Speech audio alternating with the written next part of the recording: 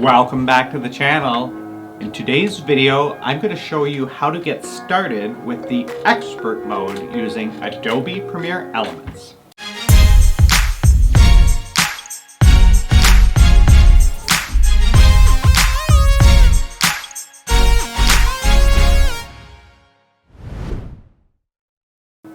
So if you're new to the channel, my name's Travis and I love to film unboxing videos of cool new gear that I get for filmmaking and photography. If I ever go someplace cool, I'm definitely going to film a vlog about it. And if I have any DIY projects around the house, usually assembling IKEA furniture or something smart home related, I'll film those too. And of course, when I learn something new in Adobe Premiere Elements, I'm definitely going to film a tutorial. So if you haven't subscribed yet, make sure you head down below and smash that subscribe button.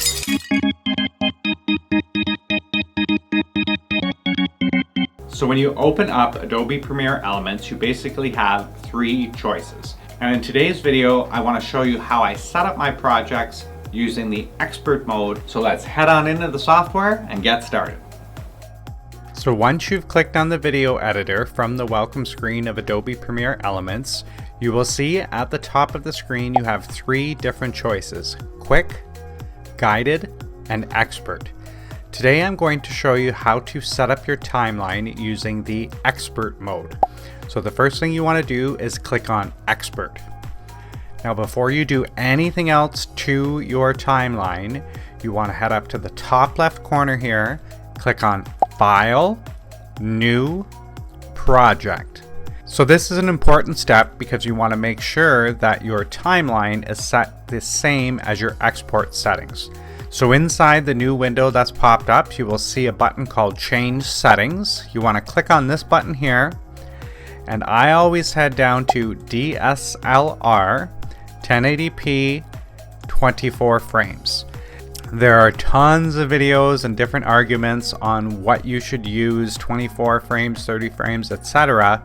But I mainly record in 24 frames a second unless I'm using my action camera. So this is always my go-to, DSLR 1080p 24 frames. Once you have that set, you click on OK. And I usually click on this box here for selected project setting on this project. So if I do drag in a 30p or a 60p footage, it will actually convert it to 24p. After you've changed all of your settings, the next step is to name your project. So we will label this here. Once that's complete, the next step is to add media to your timeline. So you want to head up to the top left-hand corner here and click on Add Media. If you know where your media is on your hard drive, you head to Files and Folders, and this will bring up the basic standard Windows Explorer interface, so you can go to wherever your videos are. In my case, I usually put them under Raw Video, and you can pick the folder that you want, or you can pick the files that you want. So in this case here, I'm going to grab the whole folder, so I'm going to click on Import Folder. Now if I just wanted a single file, I can do the exact same thing. I head up to Add Media, Files and Folders, and let's just say that I wanted to grab this end screen here. We'll click on Open, and there we go. We have the video files we need, we have our end screen, and we can keep adding from there. So once you've added your media, the media will show up under Project Assets.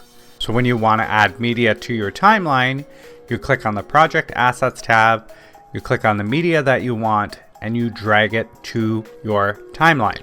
So just by following these three easy steps, you're well on your way to starting your edit. So if you learned something from today's video, make sure you head down below, drop a comment, hit that like button. It really makes a difference. If you want to see more videos like this one, smash that subscribe button. And until next time, take it easy out there.